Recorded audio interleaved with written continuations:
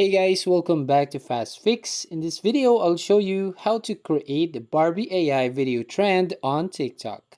So first you need to make sure you have the TikTok app and CapCut app as your video editor. So let's open our TikTok application here, and then here on homepage, tap on the search icon at the top right and search for Filtro de Barbie.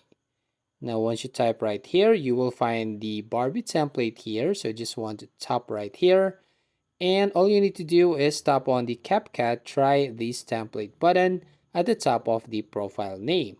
And so when you tap this one, you will directly go right here and tap on Use Template in CapCut.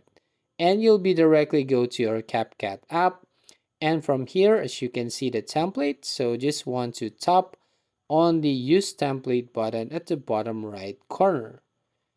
And you'll be directly go from here where you can just put the photo or video that you want to edit as a template.